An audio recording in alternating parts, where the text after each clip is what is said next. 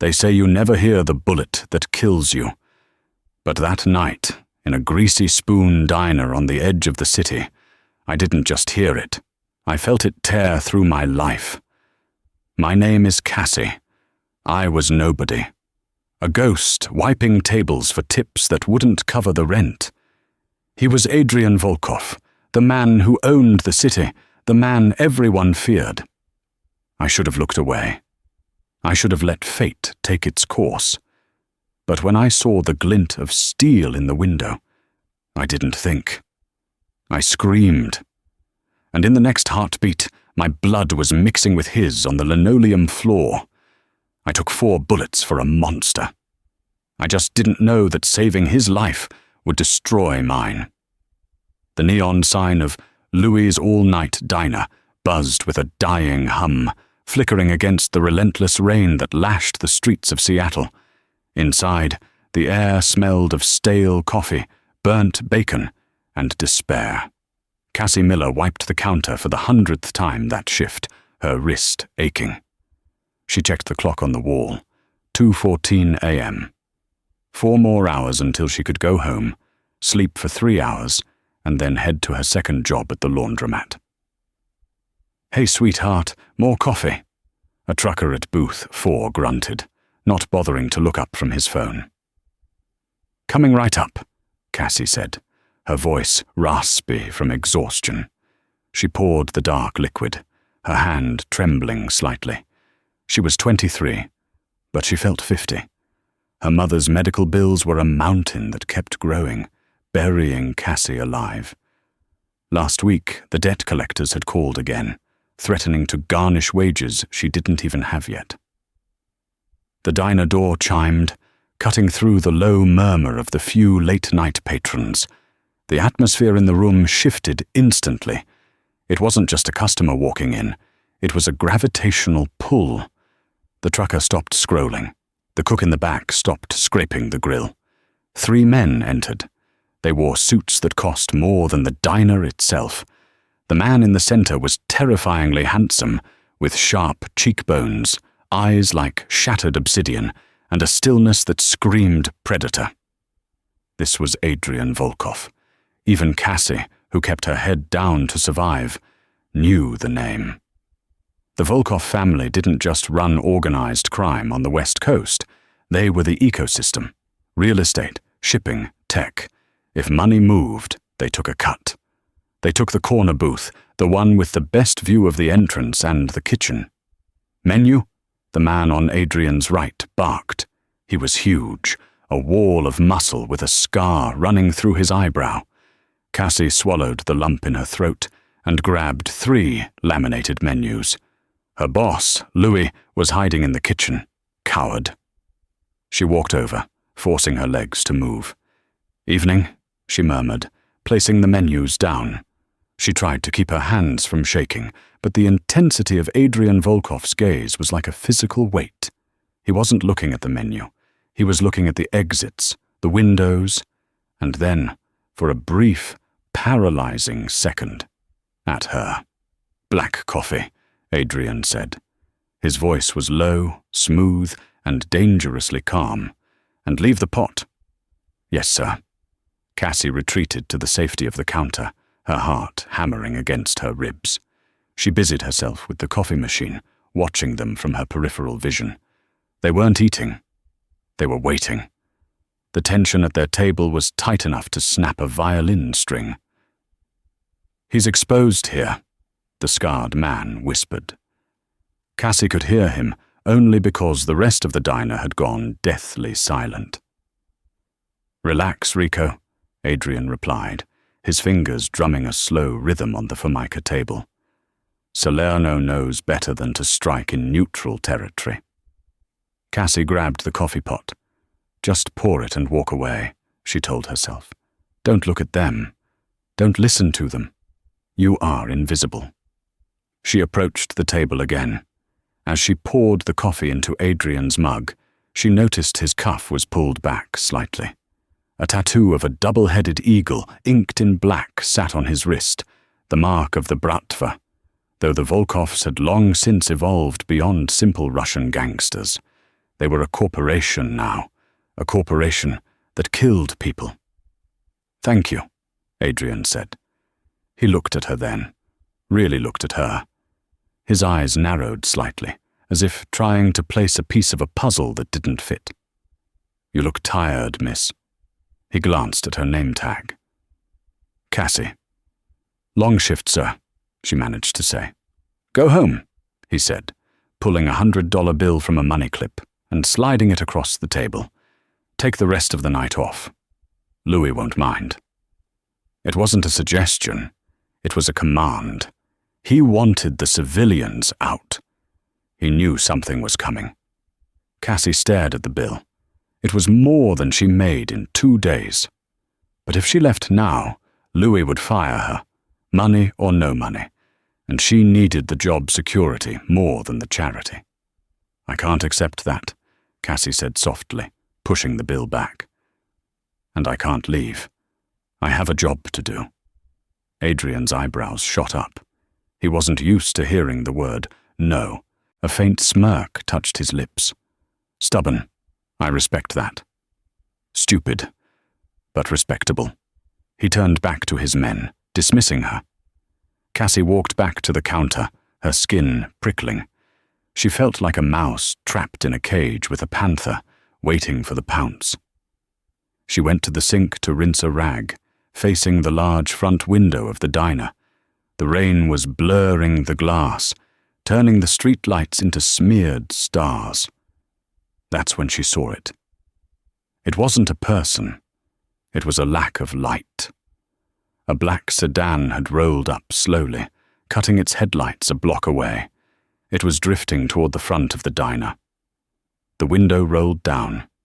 In the reflection of the toaster behind the counter, Cassie saw the glint. A long, black barrel protruding from the passenger window of the sedan. The angle was perfect. It was aimed directly at the corner booth, directly at the back of Adrian Volkov's head. Time seemed to stop.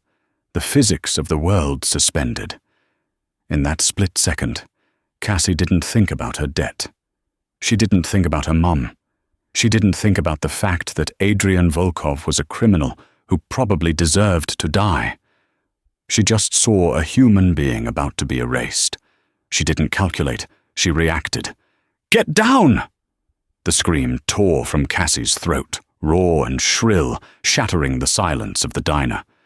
She didn't just yell. She moved. She vaulted over the low counter, her sneakers squeaking on the greasy floor. Adrian began to turn his head, his reflexes sharp, but not sharp enough for a sniper who had already pulled the trigger. He looked confused for a fraction of a second. Cassie threw herself. She didn't have the strength to tackle a man of Adrian's size, so she didn't try to push him. She threw herself in front of him. She became the shield. Crack, crack, crack, crack. The sound wasn't like the movies. It was deafening, a thunderclap trapped inside a box. The front window of the diner exploded inward, a shower of tempered glass turning into diamond dust. The first bullet hit Cassie in the shoulder. It felt like being hit by a baseball bat, swung by a giant. It spun her around. The second bullet took her in the side, shattering a rib and puncturing her lung. The air left her body in a wet gasp. The third and fourth bullets struck her lower back and thigh as she collapsed, gravity taking her down. She hit the floor hard, sliding into the legs of the table. For a moment, there was absolute silence, followed by the roar of the sedan's engine peeling away into the rainy night. Then, chaos. "Boss!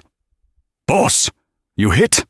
Rico was shouting, his gun drawn, overturning the table to create cover.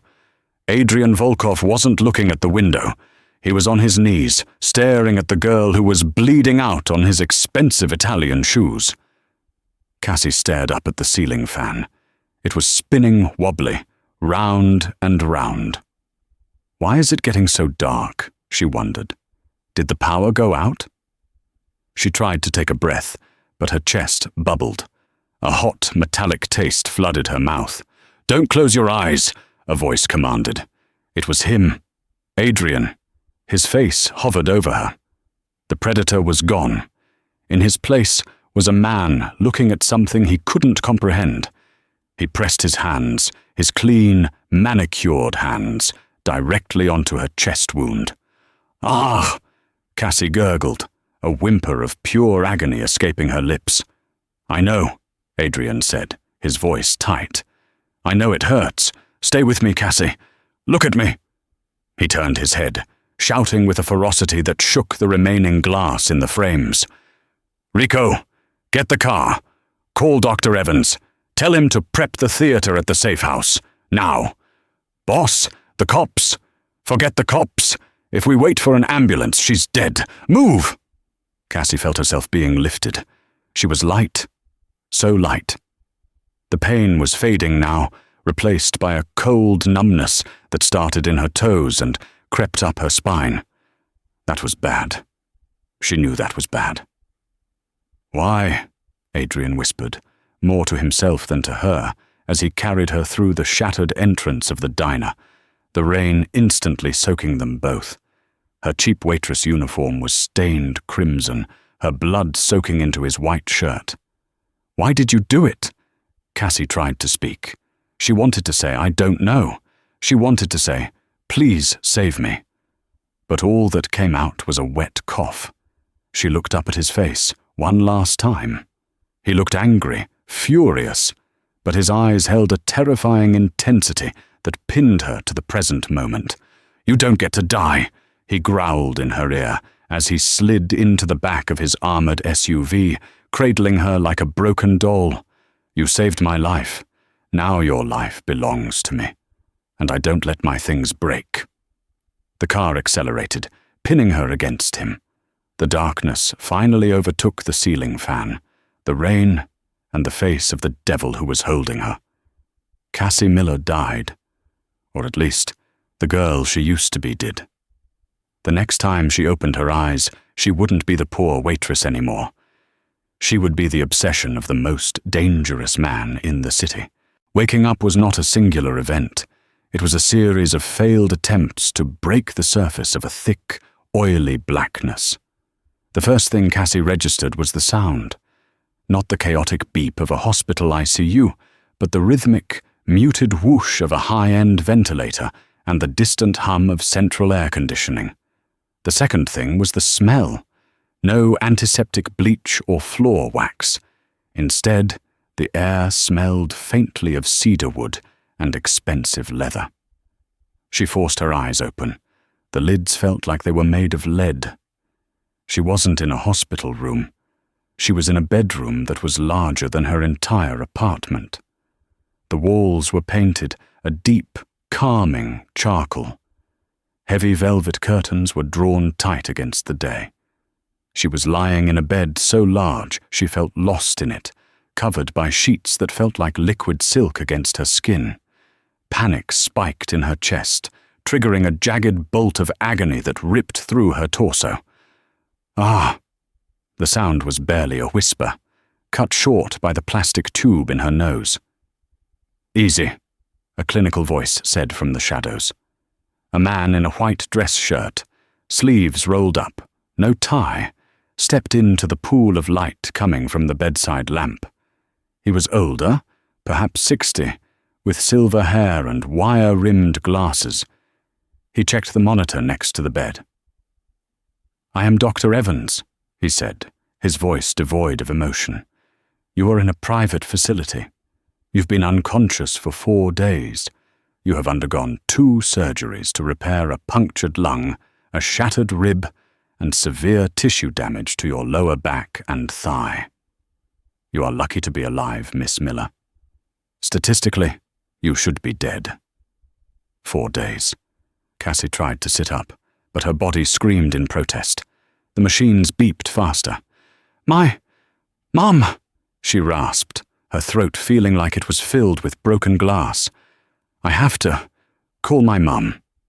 Dr. Evans didn't look up from his chart. "That is not possible. She needs her meds," Cassie wheezed, tears pricking her eyes. Her mother had early onset dementia. If Cassie didn't come home for 4 days, her mother would be terrified. She might wander off. She might burn the house down. "Your mother is being taken care of." A darker, deeper voice resonated from the doorway. Cassie froze. The pain in her body was momentarily eclipsed by the memory of him. Adrian Volkov walked into the room. He looked different than he had in the diner. In the diner, he had been a predator in a suit. Here, in his home, he looked like a king in his castle. He wore black slacks and a black turtleneck that emphasized the width of his shoulders. His face was unreadable, his jaw set hard. He dismissed the doctor with a single sharp nod. Dr. Evans left the room silently, closing the heavy oak door behind him. Adrian approached the bed. He didn't sit. He stood over her, his hands clasped behind his back, staring down at her with an intensity that made her skin crawl. "You saved my life," he stated. It wasn't a thank you. It sounded more like an accusation. "Where am I?" Cassie managed to ask. "Iron Ridge, my estate outside the city limits," Adrian replied. "You are safe here. No one can get to you." "I need to go home." Adrian let out a short, humorless laugh. He walked to the window and pulled back the curtain slightly. A sliver of blinding daylight cut across the room. "Home?" he asked, turning back to her. "You don't have a home anymore, Cassie." The blood drained from her face. "What did you do?" "I didn't do anything. The Salernos did," Adrian said cold. "The men who tried to kill me at the diner. They don't like leaving loose ends. When they missed me, they realized a waitress had interfered. They firebombed your apartment complex 2 nights ago." Cassie's heart stopped. The monitor flatlined for a split second before thumping erratically. "My mum is alive," Adrian cut in quickly, seeing the panic take over. "My men got there 20 minutes before the fire. She is safe. She's in a specialized care facility in the north wing of this estate. She has round-the-clock nurses. She thinks she's at a resort.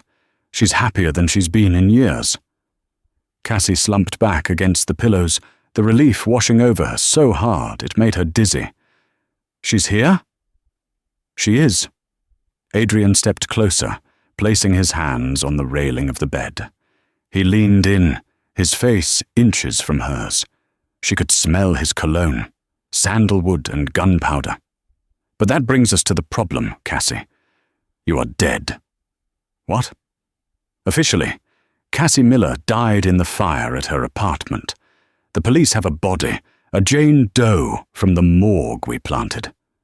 There was a funeral. It was very sad. "Why?" she whispered, horror creeping into her voice. "Because if you are alive, the Salernos will keep coming. And next time, they won't just use a sniper. They will torture you to get to me," Adrian said, his eyes hard as flint. "I erased you to save you. You live here now. You don't leave these grounds. You don't make phone calls. You don't exist."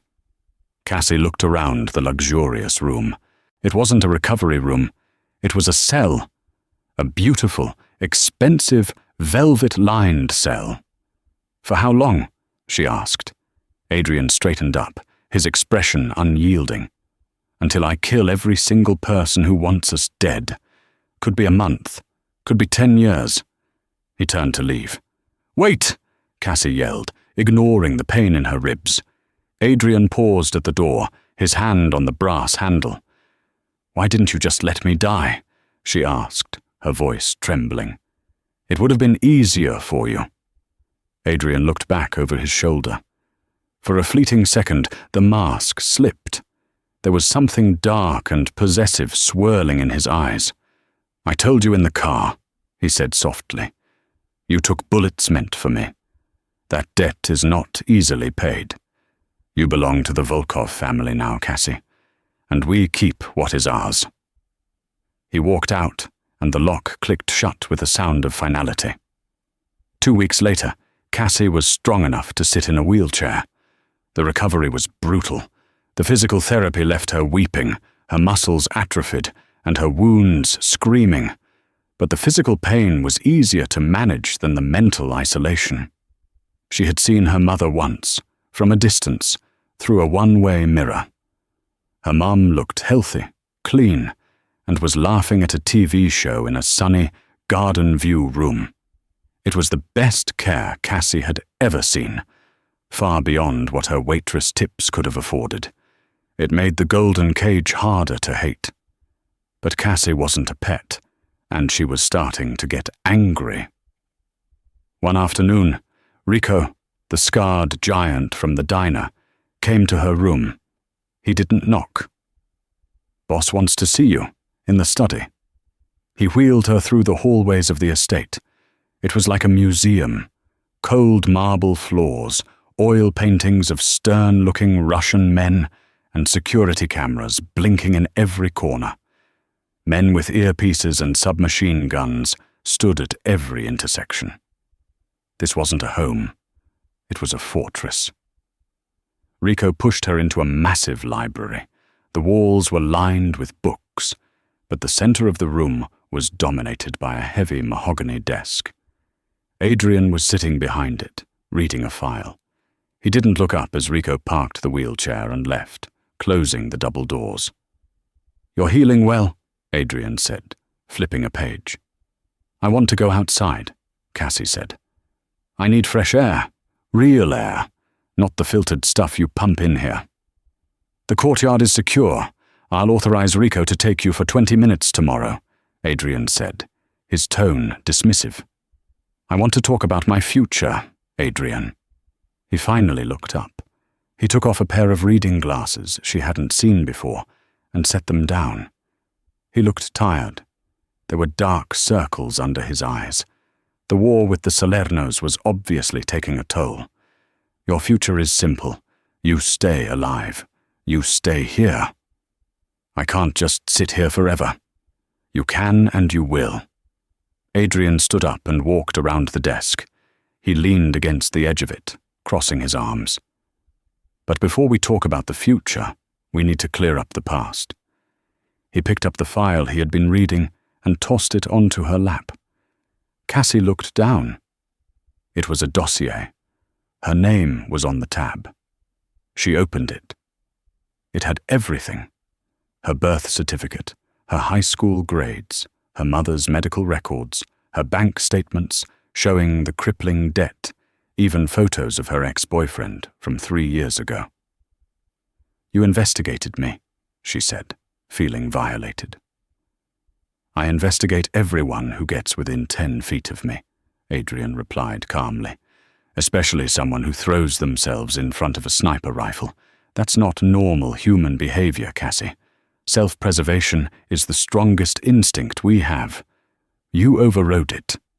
I reacted." "Did you?" Adrian's voice dropped an octave. He walked closer, towering over her wheelchair. The atmosphere in the room shifted from conversation to interrogation. "Or did you know the shot was coming?" Cassie's jaw dropped. "What?" "It's a classic move," Adrian said, pacing around her chair like a shark circling a raft. "The Salernos pay a desperate girl. They tell her, 'We'll stage a shooting. You save the boss. You get inside his house. You become the trusted hero. And then when he's sleeping, you put a knife in his throat.'" He stopped in front of her, placing his hands on the arms of her wheelchair, trapping her. His face was inches from hers. She could see the flecks of gold in his black eyes. "Tell me, Cassie, how much did they pay you? Was it enough to cover your mother's medical bills? Is that why you did it?" Cassie felt a flush of rage so hot it almost blinded her. She forgot the pain in her ribs. She forgot he was a mafia boss. She raised her hand and slapped him. The sound echoed in the library like a gunshot. Adrian didn't flinch. He didn't move. He just slowly turned his head back to face her. His cheek was reddening. Cassie trembled, realizing what she had just done. She had just assaulted the most dangerous man on the West Coast. "I didn't take their money," she hissed, tears of anger streaming down her face. "I saw a gun. I saw a man about to die. And I was stupid enough to think his life was worth saving. If I wanted you dead, I would have let that bullet hit your head. You arrogant prick!" She glared at him, defying him to hurt her.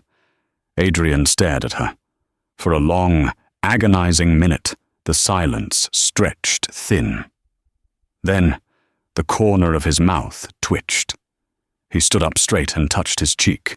"You have a heavy hand for a waitress." "I carried heavy trays," she snapped.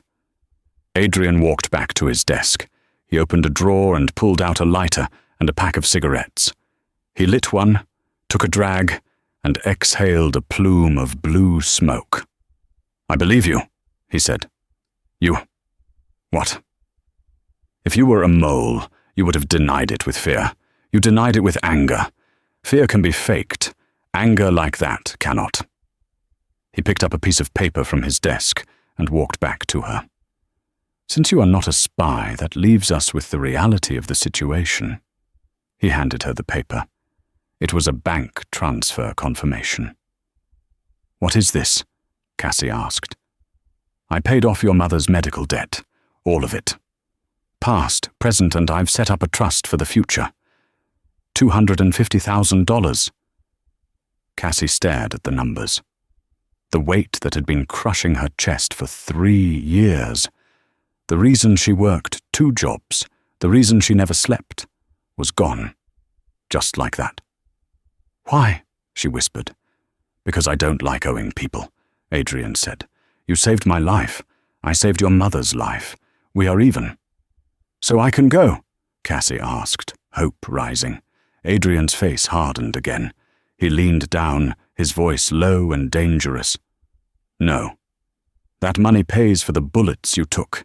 It doesn't change the fact that the Salernos have put a $5 million bounty on the Waitress witness.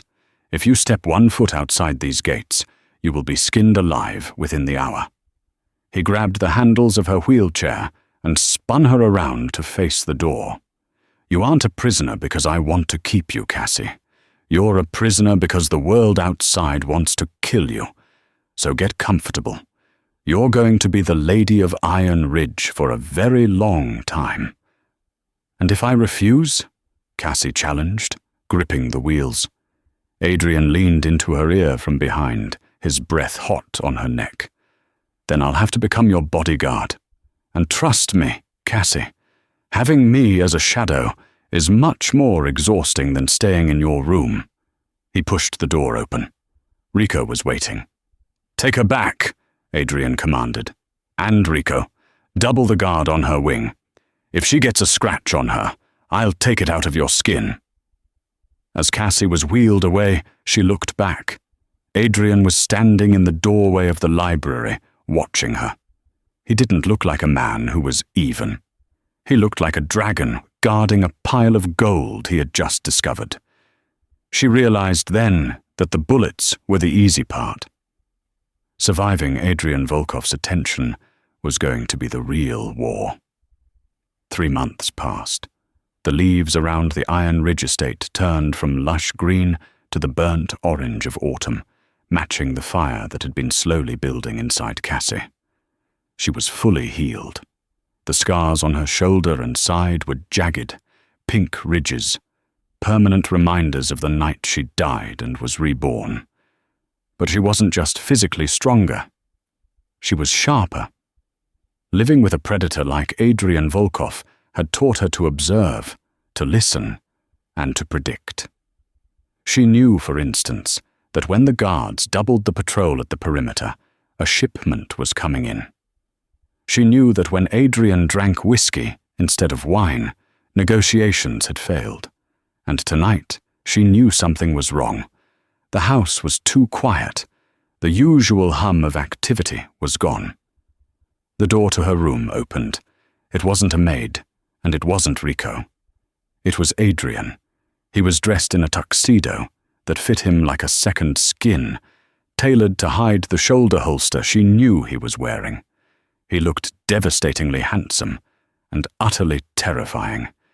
In his hand, he held a garment bag. Get dressed, he said. His voice was tight, clipped. Cassie sat up on the edge of her bed. Where are we going?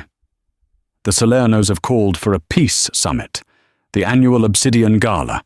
It's neutral ground. No weapons allowed inside the ballroom. And you're going? Cassie asked, incredulous. It's a trap. Of course it's a trap, Adrian replied, hanging the bag on her wardrobe door. But if I don't go, I look weak. In my world, weakness is a death sentence. If I don't show, they'll think I'm afraid of the ghost of the waitress they killed. He turned to face her. That is why you are coming. Cassie froze. Me? I'm supposed to be dead. You said if I left the gates, I'd be skinned alive. If you leave alone, you die, Adrian corrected. But tonight, you walk in on my arm. You are the resurrection, Cassie, showing up with the woman they tried to murder, alive, healthy, and wearing my diamonds, is the ultimate power move. It tells them I am untouchable. It tells them I can cheat death itself. He unzipped the bag. Inside was a floor-length gown of liquid red silk. It was the color of fresh blood. Put it on, he commanded softly. Tonight you aren't the waitress. You are the queen. 2 hours later, the limousine idled outside the Grand Hotel in downtown Seattle. The rain had returned, slicking the streets. But inside the car, the air was dry and thick with tension. Cassie looked at her reflection in the darkened window. She didn't recognize herself. The dress hugged every curve, the slit riding high up her thigh, revealing the faint scar where a bullet had grazed her. Her hair was swept up, exposing her neck, where a diamond choker worth more than her mother's life glittered cold against her skin. Trembling? Adrian asked. He wasn't looking at her. He was scanning the crowd of paparazzi and security outside. I'm terrified, she admitted. Adrian reached out and took her hand. His grip was ironclad. Good. Fear keeps you sharp. Stay close to me. Do not speak to anyone unless I introduce you. And if I squeeze your hand twice, you drop to the floor. Do you understand? Yes. The door opened. Flashbulbs erupted like lightning. Adrian stepped out first, buttoning his jacket. He turned and offered his hand. Cassie took it, stepping out into the chaos. A hush rippled through the press line. Then the shouting began. They didn't know who she was yet. Just a beautiful woman on the arm of the city's most elusive bachelor. But inside the ballroom, the reaction would be different. They walked the red carpet, Adrian moving with a predatory grace that parted the crowd.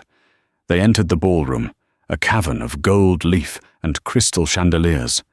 The elite of the criminal underworld were there, masquerading as legitimate businessmen. As they descended the grand staircase, the room went silent. It started at the table near the front, where Luca Salerno sat. Luca was younger than Adrian, brasher, with a face that was handsome but cruel. He was laughing at a joke, a champagne flute in his hand. Then he saw her. The glass slipped from his fingers and shattered on the marble floor. The silence spread like a virus until the entire orchestra stopped playing, hundreds of eyes fixed on Cassie. They had all heard the story. The waitress, the fire, the funeral. Impossible, someone whispered. Adrian led her straight to Luca's table. He didn't stop until he was looming over the Salerno boss. Luca, Adrian said, his voice carrying through the silent hall. You look like you've seen a ghost. Luca's face went pale, then flushed a deep, violent red. He stood up, his chair scraping loudly. This is a mockery, Volkov. She's dead. We saw the report. You saw what I wanted you to see, Adrian said, his lips curling into a cold smile. He placed a possessive hand on the small of Cassie's back. Cassie is very much alive. In fact, she's become quite fond of my company. Cassie felt the heat of 100 stares. She locked eyes with Luca. She saw the confusion, and then the hatred. "You missed," Cassie said. Her voice was steady, surprising even herself. The room gasped. Luca's eyes narrowed into slits. "You play a dangerous game, Volkov, bringing a civilian into this house." "She's not a civilian," Adrian replied, his voice dropping to a lethal growl. "She is under the protection of the high table of the Volkov family. You touch her, you touch me. You try to kill her again, and I will burn your entire lineage to the ground." The air was electric. This wasn't just a gala anymore. It was a declaration of war. Suddenly, Adrian squeezed her hand. Twice. Cassie didn't hesitate. She didn't look around. She collapsed her knees, dropping straight down in her silk dress just as the first shot rang out. Bang! The bullet whizzed through the space where her head had been a millisecond before and shattered a magnum of champagne on the table behind them. Chaos erupted. Screams, shattering glass. The neutral ground rule had been broken. Adrian didn't drop. He moved. In one fluid motion, he kicked the table over, creating a barricade for Cassie. He drew a silver pistol from his tuxedo. How had he gotten it past security? And fired 3 precise shots. 3 men on the balcony above them toppled over the railing, crashing onto the buffet tables below. "Stay down!" Adrian roared at her, firing again. This was the king revealed. He wasn't the businessman in the office. He was a whirlwind of violence. He moved with efficient brutality, taking down Salerno assassins who were pulling weapons from flower arrangements and service carts. "Rico, now!" Adrian shouted into his lapel mic. The service doors burst open. Rico and a dozen Volkov soldiers, disguised as waiters, pulled submachine guns from beneath their serving trays. The ballroom turned into a war zone. Cassie pressed herself against the cold floor, covering her head. Debris rained down on her. She felt a hand grab her arm. Rough. Painful. "Got you, bitch!" a voice hissed. She looked up. It was Luca Salerno. He had flanked the table in the confusion. He had a knife, and he was dragging her out from cover, using her body as a shield against Adrian. "Adrian!" Cassie screamed. Adrian spun around. He saw them. He saw the knife at her throat. He froze. "Drop the gun, Volkov!" Luca screamed, manic desperation in his eyes. "Drop it or I open her up right here!" Adrian's face went blank. He held his gun steady. The distance was 30 feet. A difficult shot. If he missed, Cassie died. If he hit Cassie, she died. "I said drop it!" Luca pressed the knife harder. A trickle of blood ran down Cassie's neck. Adrian didn't drop the gun. He looked at Cassie, his eyes locked with hers. In that second, she saw no fear in him, only a terrifying calculation. "Trust me," his eyes said. He pulled the trigger. The sound was deafening. Cassie flinched, expecting pain, but she felt nothing.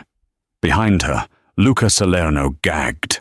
The bullet had passed within an inch of Cassie's ear and struck Luca directly in the left eye. His grip loosened.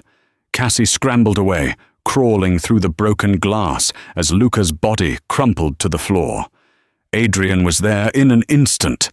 He scooped her up in his arms, not caring about the blood on his suit or the chaos around them. "Clear a path," he bellowed. "We're leaving." He carried her through the smoke and the bodies, stepping over the man who had tried to kill her, walking out of the hotel like a god of war, leaving a burning city. The drive back to the estate was a blur of speed and silence. The limousine was gone, replaced by an armored convoy of SUVs. Cassie sat in the back of the lead vehicle, wrapped in a blanket, shivering. The adrenaline was crashing, leaving her shaking uncontrollably. Adrian sat next to her. He was wiping the blood from his hands with a handkerchief. He hadn't spoken since they got in the car. "You shot him," Cassie whispered, staring at the rain streaking the window. "You killed Luca." "He broke the truce," Adrian said flatly. And he touched you. You could have hit me." Adrian stopped wiping his hands. He turned to her. The streetlights flickered across his face, illuminating the sharp angles of his jaw. "I never miss, Cassie. Not when it matters." He reached out, his fingers hovering near her neck where the knife had nicked her. "Let me see." She flinched away. "I'm fine." "You're not fine. You're in shock." His voice softened. It wasn't the commanding tone of the boss. It was the man from the diner again. "I'm sorry." Cassie looked at him. "Sorry for what?" "Saving me. Sorry that I had to use you as bait. I thought the sight of you would scare them into submission. I didn't think Luca was desperate enough to break the sanctity of the gala." "He wanted me dead," Cassie said, the reality sinking in. "He hates me more than he hates you." "Because you are the anomaly," Adrian said. "You are the waitress who changed fate. Men like Luca, they believe they own destiny. You proved him wrong." The convoy slowed as they approached the massive iron gates of the estate. Iron Ridge, the place she had called a prison. Now, as the gates swung open and she saw the illuminated mansion on the hill, she didn't feel trapped. She felt a strange, overwhelming sense of relief. It was the only place in the world where the bullets couldn't reach her. The car stopped. Rico opened the door. "Secure the perimeter. We're on lockdown level 5. Adrian barked orders as he helped Cassie out. "No one in or out. Check the staff again." He led Cassie inside, bypassing the library and the main halls, taking her straight to the private elevator that led to the master suite. His wing. "I should go to my room," Cassie said, as the elevator doors closed. "Your room is compromised," Adrian said. "If they knew we were at the gala, they might know the layout of the house. Tonight, you stay with me." The elevator opened into a sprawling penthouse suite. A fire was already crackling in the hearth. Adrian led her to the bathroom. It was all marble and gold. He turned on the taps of a massive soaking tub. "Wash the blood off," he said, handing her a robe. "I'll order food." He turned to leave, but Cassie grabbed his wrist. "Adrian." He stopped. The contact sent a jolt of electricity through both of them. "Thank you," she whispered, "for not missing." Adrian looked down at her hand on his arm, then up to her eyes. The barrier between them, the wall of money, power, and violence, seemed to dissolve for a moment. He stepped closer. He raised a hand and gently brushed a stray hair from her forehead. His fingers lingered on her cheek. "I told you," he murmured, his voice rough. "You belong to me. I protect what is mine." He leaned in. Cassie's breath hitched. She should pull away. He was a killer. He was a criminal. But he was also the only man who had ever burned down the world to keep her safe. She tilted her head up. Adrian hesitated. He looked at her lips, then her eyes. He seemed to be fighting a war within himself, the war between the monster who took what he wanted and the man who knew she deserved better. He pulled back abruptly. "Get cleaned up," he said, his voice straining. "I'll be in the study." He walked out, leaving Cassie breathless and confused in the steam-filled room. An hour later, Cassie emerged, wearing one of Adrian's oversized shirts.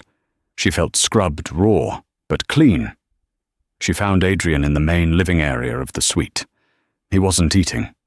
He was standing by the window, looking out at the dark grounds of the estate, a glass of whiskey in his hand. "Rico found something," Adrian said without turning around. Cassie walked over. "What?" "We swept the car. We swept your room. We found nothing. But then Rico checked the jewelry." He turned around. In his hand, he held the diamond choker Cassie had worn to the gala. It was broken in half. Inside the clasp, A tiny, blinking red chip was embedded. A tracker, Cassie breathed. High-grade military tech, Adrian said, his eyes cold as ice. This wasn't planted at the hotel.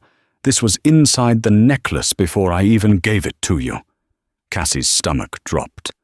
But you gave me that necklace. It came from your safe. Exactly, Adrian said.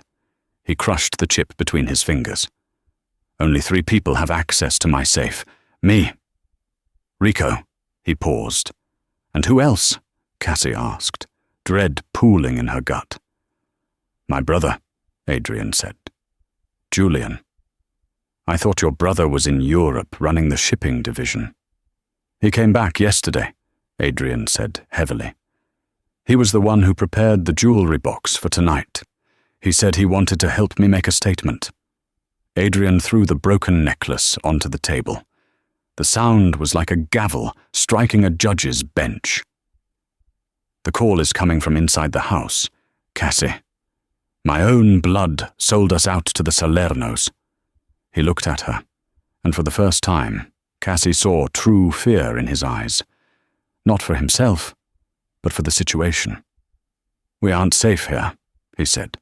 If Julian turned, he knows the security codes. He knows the patrol routes. He knows where you sleep. Suddenly, the lights in the estate flickered and died. The entire mansion plunged into darkness. The red emergency lights didn't come on. He cut the power, Adrian whispered, reaching for the gun on the table.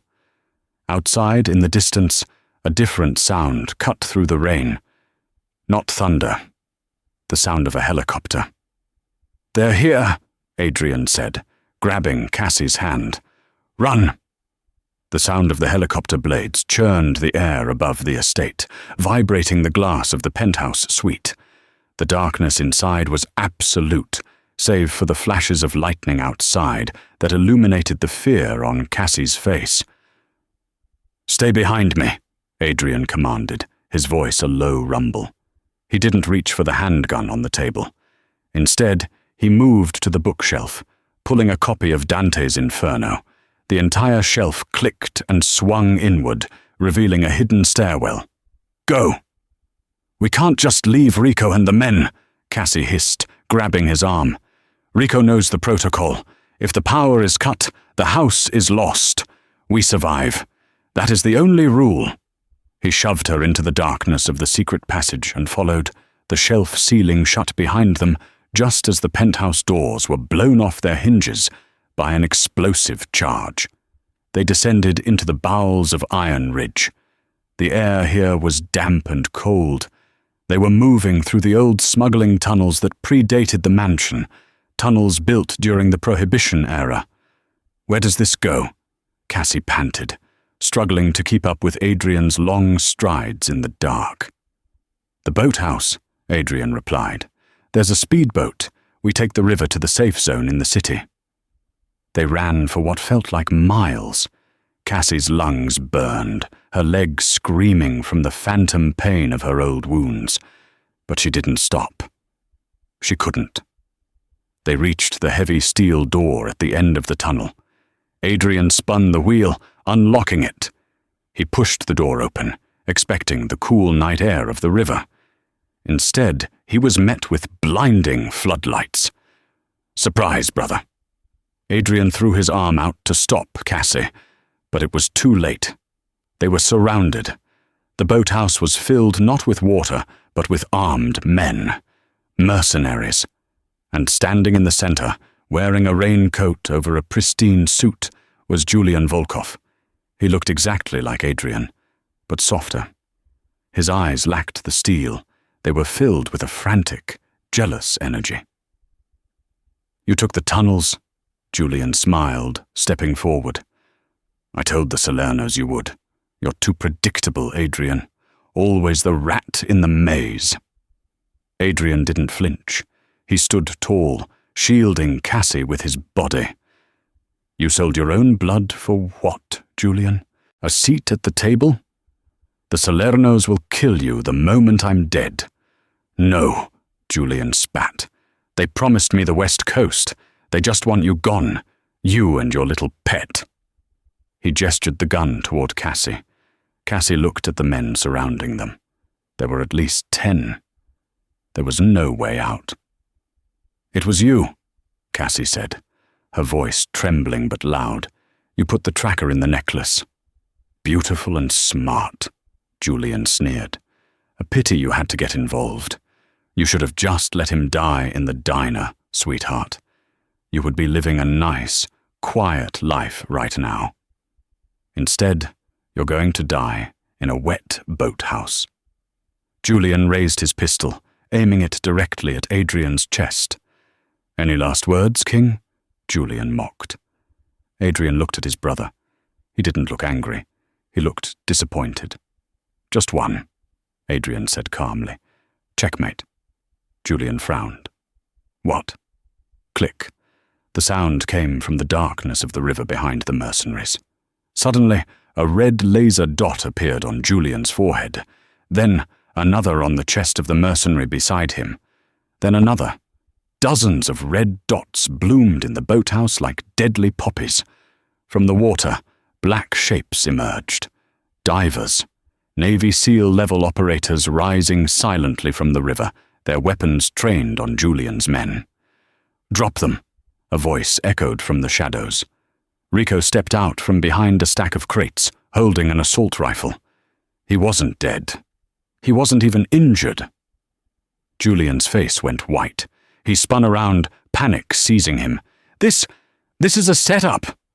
"You cut the power to the house, Julian," Adrian said, his voice deadly calm as he stepped forward, pushing the barrel of Julian's gun away from his chest. "But you forgot that I designed the security system. The power outage was the signal for Rico to activate the Ghost protocol. I knew you were the traitor 3 days ago." Cassie gasped. She looked at Adrian. "You knew?" "I needed proof," Adrian said, never taking his eyes off his brother. "I needed you to make a move, Julian. I needed you to bring the Salernos to my doorstep so I could legally slaughter them without the commission coming after me, and you did exactly what I wanted." "You used me?" Julian whimpered, backing away. "I used everyone," Adrian replied. "And me?" Cassie's voice broke. "Did you use me too? Was the gala just bait? Was I just a prop to make him jealous?" Adrian didn't answer her. He looked at Julian. "Give me the gun, Julian." Julian was shaking. He looked at the divers, then at Rico, then at Adrian. He realized it was over. The Salernos were likely being ambushed by Volkov reinforcements as they spoke. I'm your brother," Julian stammered, tears mixing with the rain on his face. "You can't kill me. Mum wouldn't." "Mum isn't here," Adrian said cold. Julian screamed, a sound of pure animal desperation, and swung the gun back up, aiming not at Adrian, but at Cassie. "If I go down, she comes with me." Bang! The shot was deafening in the enclosed space. Cassie flinched, squeezing her eyes shut. But she didn't feel the bullet. She opened her eyes. Julian dropped to his knees, a look of shock on his face. A single bullet hole was in the center of his chest. He fell forward, face-planting onto the wet concrete. Cassie looked at Adrian, but Adrian's gun was still in its holster. She looked at Rico. Rico hadn't fired. Cassie looked down at her own hands. She was holding a small, silver pistol, the one Adrian had given her weeks ago for emergencies. She had pulled it from her pocket without thinking. Smoke drifted from the barrel.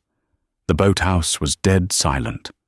Cassie Miller, the waitress who couldn't hurt a fly, who cried when she dropped a plate, had just executed a man. She dropped the gun. It clattered loudly on the floor. Her knees gave out. Adrian caught her before she hit the ground. She couldn't breathe. "I killed him." "He was going to kill you," Adrian said firmly, holding her face in his hands, forcing her to look at him.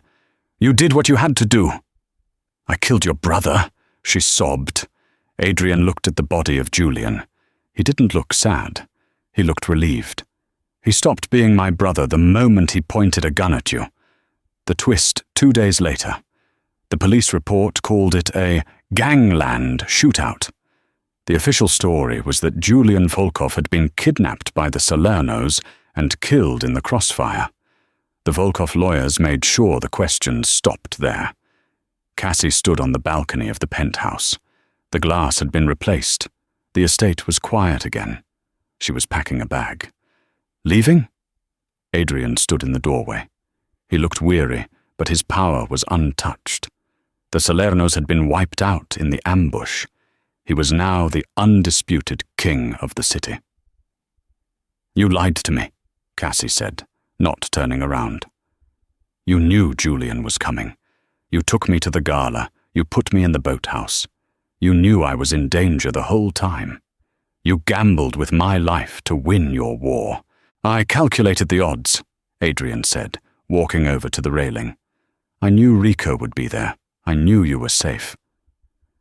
You didn't know I would have to shoot him, Cassie whispered. You made me a killer, Adrian. We are all killers, Cassie. Some of us just haven't been pushed far enough yet. He reached into his jacket pocket and pulled out an envelope. This is for you.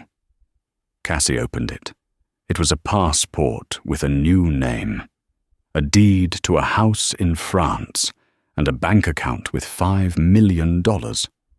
You're free, Adrian said. The Salernos are dead.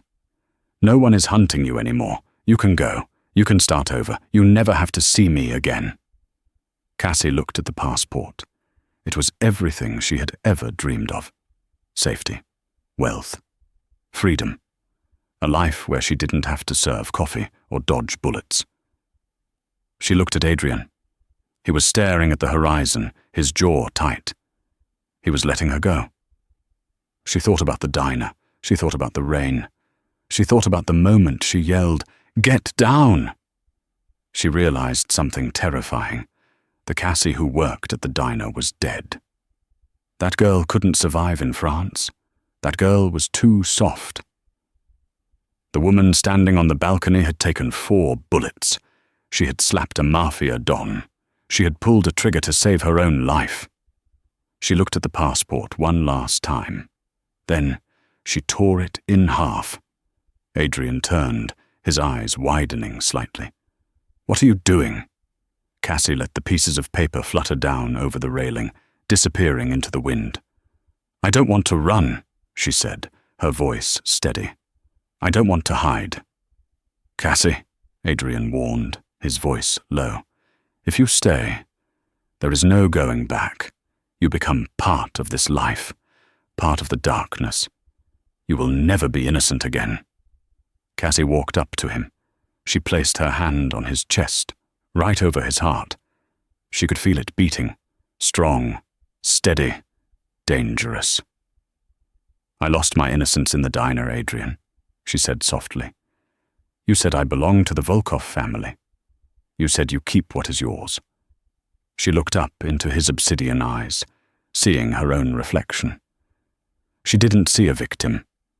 She saw a queen. So keep me. Adrian stared at her for a long moment, searching for fear, searching for hesitation. He found none. A slow smile spread across his face, not the cold smile of a boss, but the genuine smile of a man who had finally found his equal. He leaned down and kissed her. It wasn't gentle. It was a seal, a blood oath. Welcome home, Cassie, he whispered against her lips. Outside, the sun began to set over Iron Ridge, casting long shadows over the empire. The waitress was gone. The Lady of Iron Ridge had arrived. Wow, what an ending! From a waitress wiping tables to the queen of the criminal underworld. Cassie really went through it, didn't she? I honestly didn't expect her to be the one to pull the trigger on the brother. That's the thing about survival. You never know what you're capable of until your back is against the wall. Adrian Volkov might be the king, but I think we all know who really runs Iron Ridge now. What did you guys think of that twist? Would you have taken the $5 million and moved to France, or would you have stayed with the Mafia Boss like Cassie did? Let me know your choice in the comments below.